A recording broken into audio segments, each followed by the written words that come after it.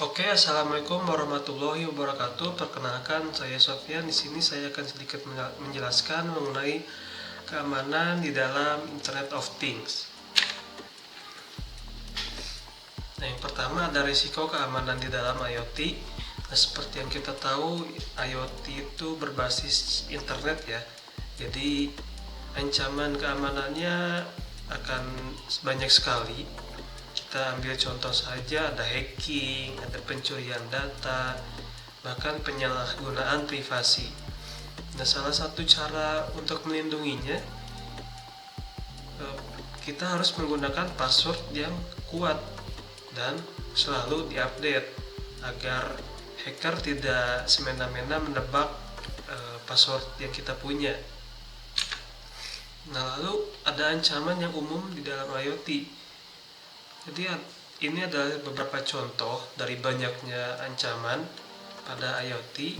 Jadi di sini ada serangan malware, ada serangan DDoS, lalu pencurian data pribadi ya.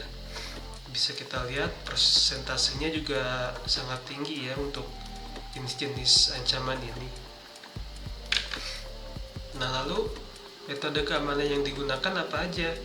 Nah, yang pertama ada enkripsi. Jadi untuk mengamankan data, ada autentikasi yang kuat. Jadi menggunakan sistem autentikasi ganda untuk akses yang lebih aman. Dan ada pemantauan jaringan untuk mendeteksi aktivitas yang mencurigakan.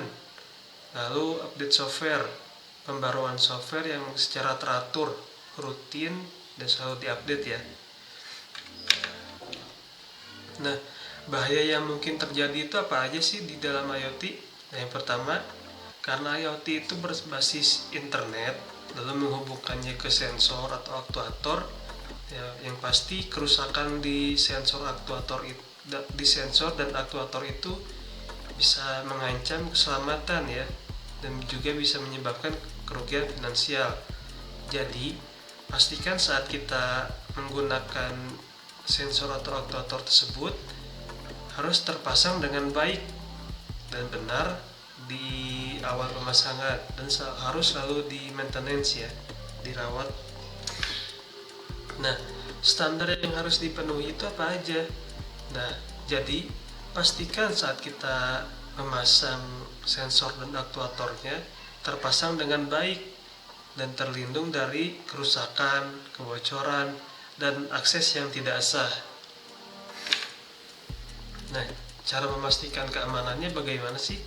Nah, yang pertama kita lihat dulu nih sensor dan aktuatornya sesuai tidak petunjuk penggunaannya seperti yang kita gunakan. Dan lalu lindungi sensor dan aktuator dari paparan lingkungan yang tidak sesuai. Misalnya kita pasang sensor panas hanya untuk berapa puluh derajat, kita pasang yang di tempat yang lebih panas seperti itu kan bisa mengakibatkan kerusakan pada sensornya. Lalu kita lakukan juga perawatan rutin.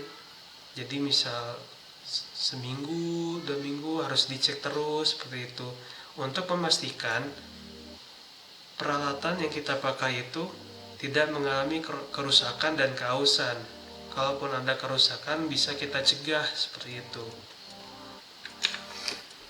Nah, ini salah satu contoh teknologi yang bisa digunakan ya. Ada sensor ultrasonik untuk mendeteksi jarak, lalu ada sensor suhu untuk mengukur suhu lingkungan, dan ada aktuator elektromagnetik untuk menggerakkan perangkat ya. Nah, oke, sekian dari saya, semoga ilmunya bermanfaat. Terima kasih. Wassalamualaikum warahmatullahi wabarakatuh.